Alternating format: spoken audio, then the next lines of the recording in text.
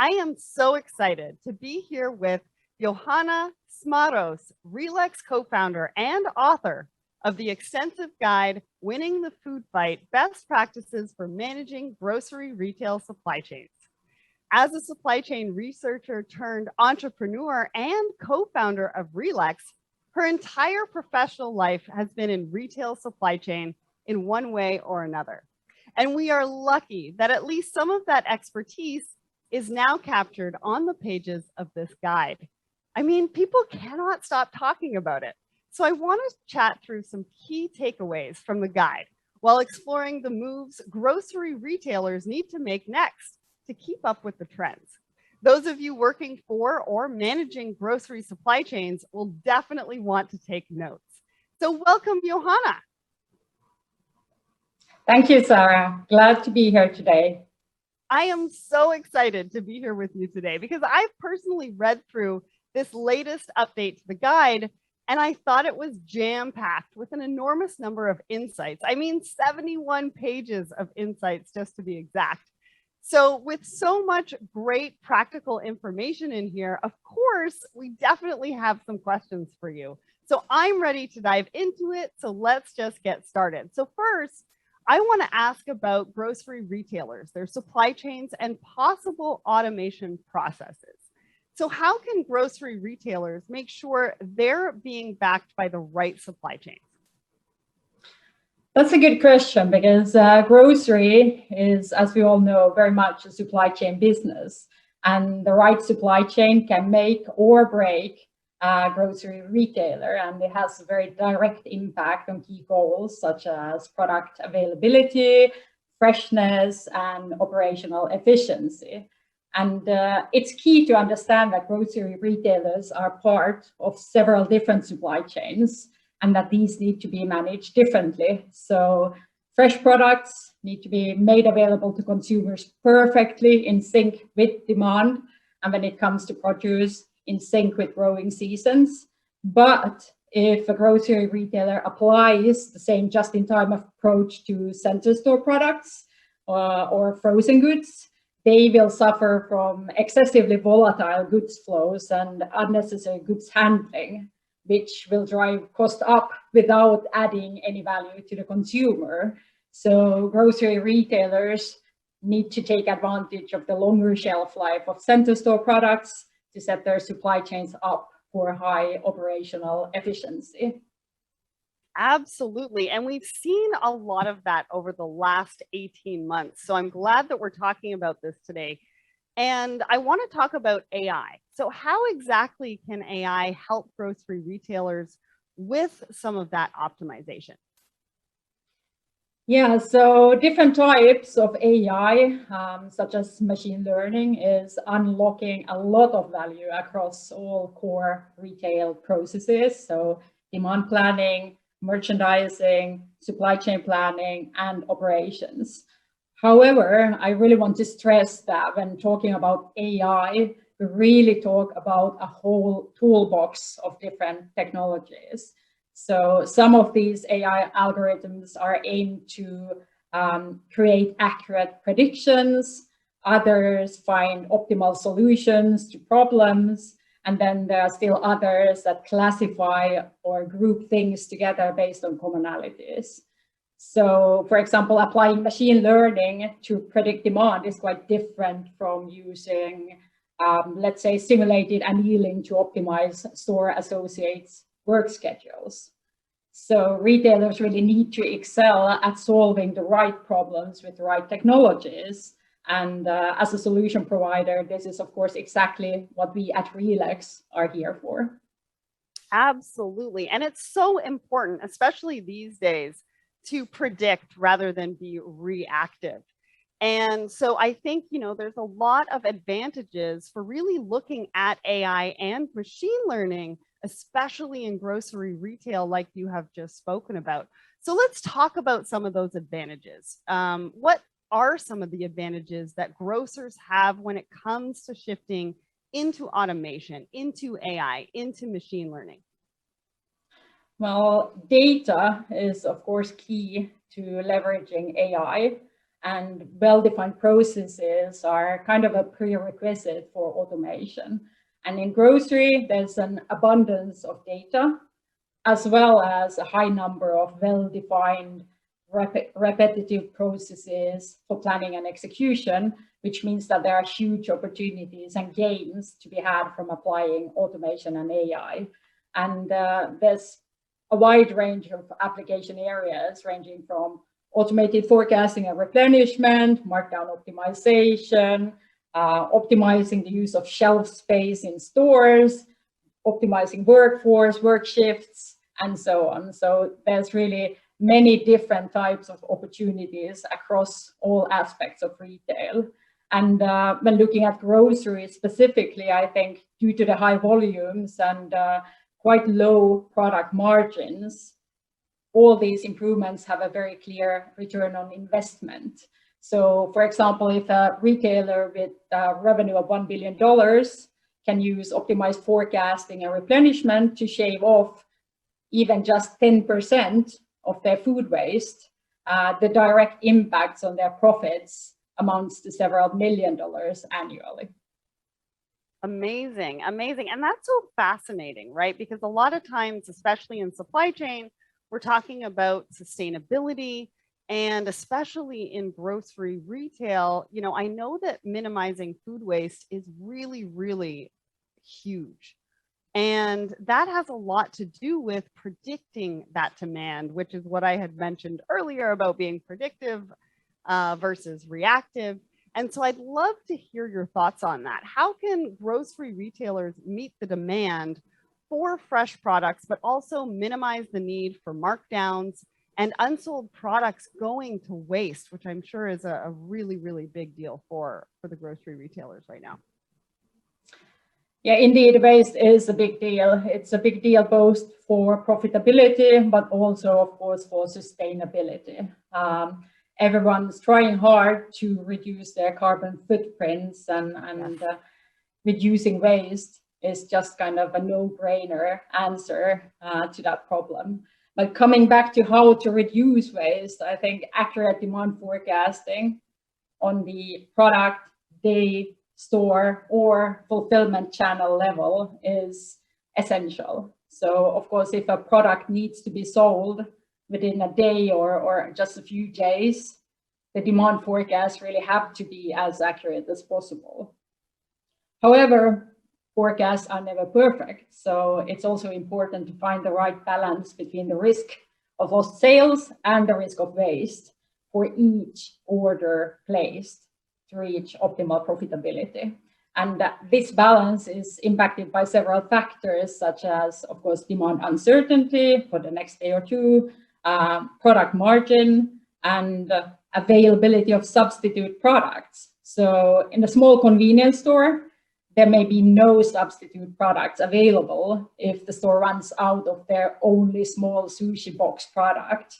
Whereas in a big supermarket that has a dozen sushi products, they can rely on consumers finding something else to buy if they end up a couple of boxes short on this specific product. So to get the best results, different retailers need to apply different optimization targets to reach the optimal level.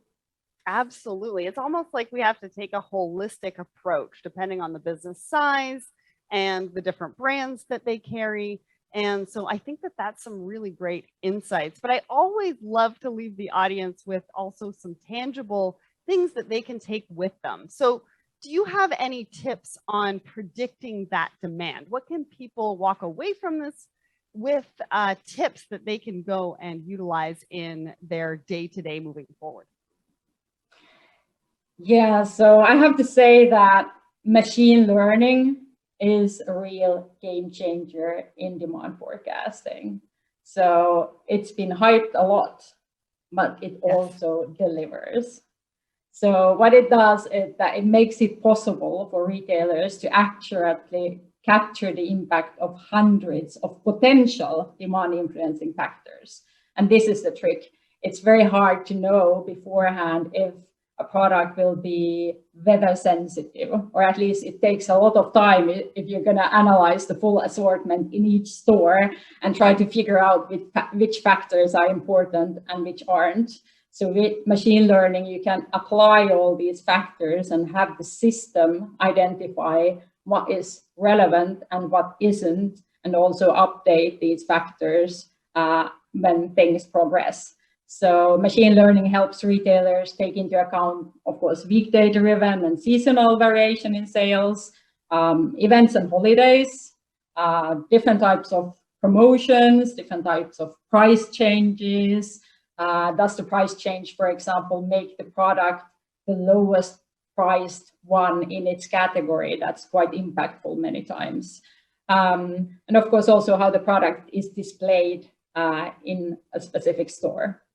And in addition to that, machine learning makes it feasible for retailers to tap into external data sources. So, for example, weather data, to adjust their demand forecast based on the latest weather forecast.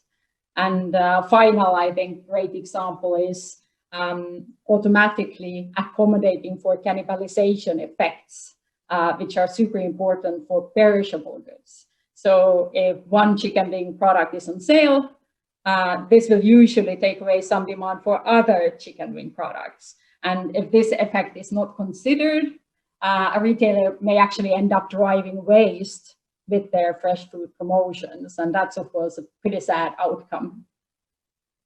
Absolutely. And I like that example that you used of chicken wings. I mean, everybody can resonate with that. So demand forecasting is obviously important for keeping stores stocked with the right amount of product. But I would assume accurate demand forecasting benefits other parts of the supply chain as well, because like you said, grocery is many different supply chains. So talk to us a little bit about that.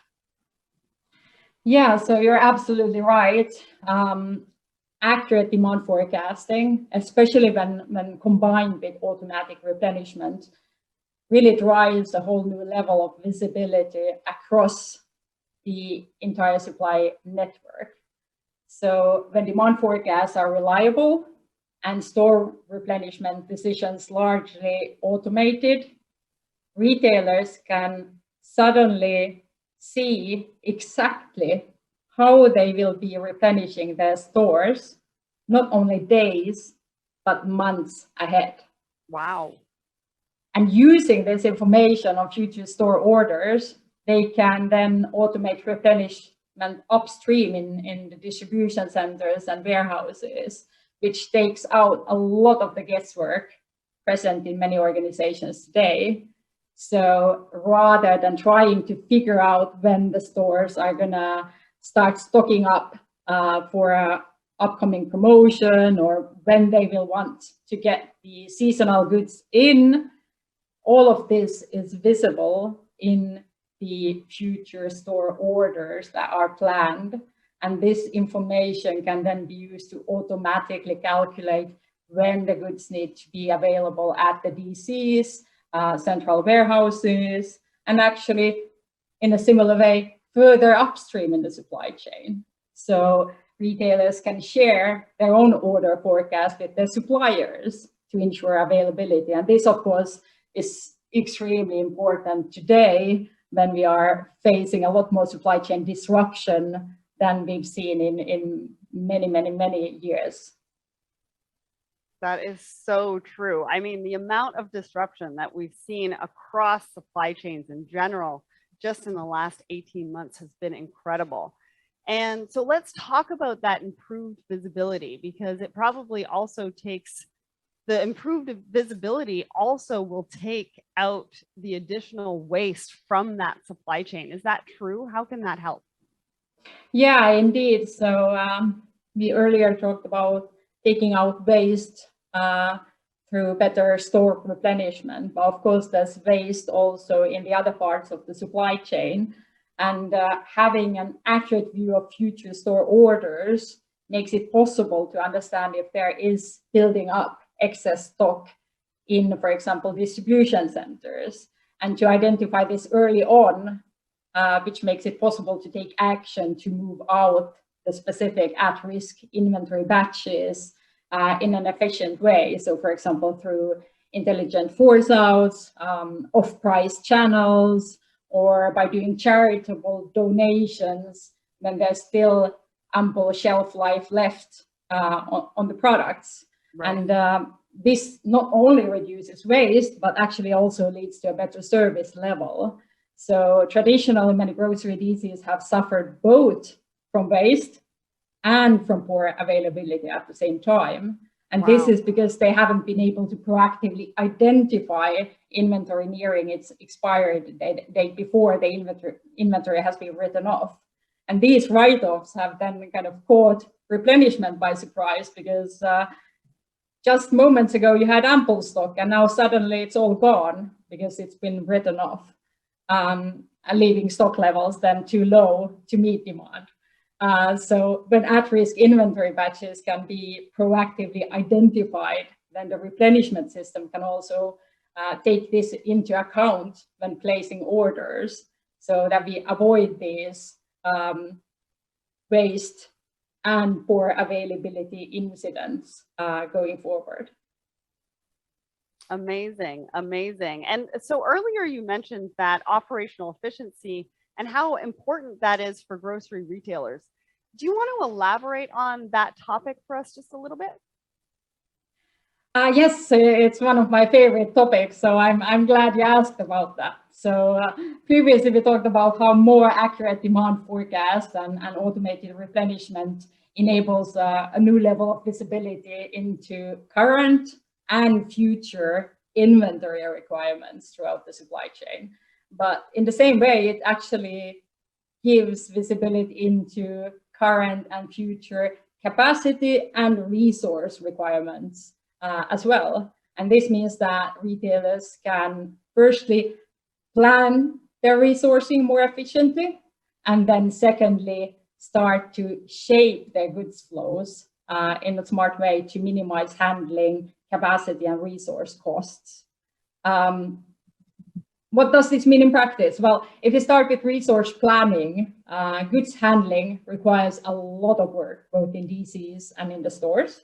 So when a retailer has great visibility into the upcoming daily goods flows, weeks and months ahead, they can also predict with high accuracy exactly how many people they will need and when for receiving, picking, and dispatching goods at their DCs.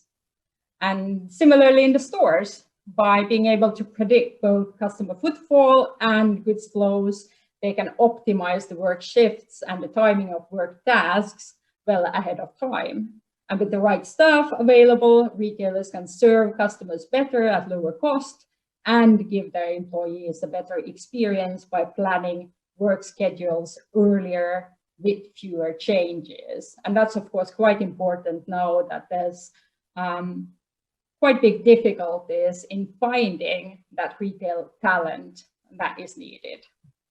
That is, of course, huge.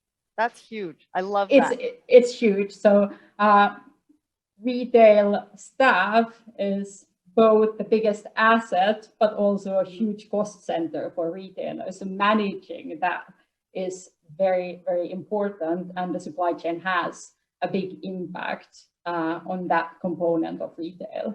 So continuing from that, so as mentioned, retailers can shape their goods flows for increased efficiency. So for example, by optimizing store planograms to ensure that as many inbound store deliveries as possible go straight to the shelf. And that, of course, saves a lot of cost because store staff don't have to go between the sales floor and the back room to keep shelves fully stacked. Retailers can also smooth out the flow of goods from DCs to stores, to make staffing, but also transportation and the use of picking automation a lot more efficient. And finally, actually quite a lot of the hassle in the supply chain is self-inflicted. So by using this visibility into capacity and resources and resource constraints, they can much more efficiently identify when they are creating bottlenecks for themselves. So for example, by trying to push out new products and promoted items at the same time, the same DC, and creating hassle for themselves. Amazing. I love all those insights. And like I said, you know, retention is huge right now, and keeping our employees happy is going to be a huge part of, you know, making sure that we're optimizing our supply chains. Now, one of the things that I really like to talk about is the future of supply chain. So I want to ask you if you have any predictions for the future of specifically grocery supply chain. Well, this is such a broad question that we could spend the whole day discussing it. So I'll settle for highlighting one challenge and one opportunity. Right. So if we start with the challenge, I think it's quite clear that grocery demand is becoming increasingly fragmented. So the same consumers are fulfilling their needs in multiple ways. Shopping in stores, that's still a thing. Using curbside pickup, leveraging quick commerce, express home deliveries for the kind of small things, placing bulky weekly orders to get them delivered to their homes, and so on. So there's many phases to the same consumers. And this means that retailers will need to forecast additional goods flows to be able to make the right stock, staff, and capacity available. Okay. So granular forecasting and the use of advanced analytics like machine learning will be increasingly important. So looking 5 or maybe 7 years ahead, I think the laggards will be approaching the same level that the leaders are on today when it comes to analytics. But the leaders will have moved on to using even richer data and more granular forecasting to match the increasing number of fulfillment options and increasing personalization that will take place, especially online. So moving on to the opportunity, many retailers today are very functionally siloed, which is pretty efficient when things are stable, but leads to communication breakdowns where there are rapid changes. And retailers that have this level of accurate, granular forecasting combined with a highly automated supply chain are much better equipped at reacting to changes across their entire business, keeping everyone on the same page when it comes to inventory requirements in different parts of the operation, resource requirements, workforce requirements, so on. So these retailers that have invested in achieving this level of demand planning and supply chain control are also able to start optimizing their operations across functional boundaries. And this is a huge opportunity in retail. So store replenishment, for example, impacts not only on-shelf availability and inventory turnover, but also workload and operational efficiency in the stores and in distribution. So there are enormous gains to be had from this type of cross-functional optimization or unified planning, as we call it. Absolutely. And it sounds like it's also going to be a competitive advantage for those that actually implement this early. So as we know, the latest grocery retail transformation is way more dramatic than anything we've witnessed in modern history. You have such a powerful viewpoint when it comes to grocery retail, machine learning, and supply chain optimization. So thank you so much, Johanna. I know that I can't be the only one that is taking a lot away from this discussion. I'm sure most of the audience has been furiously taking notes from all of this. Thank you, everyone, for joining us today. Please do reach out to Johanna on social media if you have any questions or insights about this topic. And of course, if you would like a copy of the guide, it's available as a free download from the RELEX website at relexsolutions.com/resources.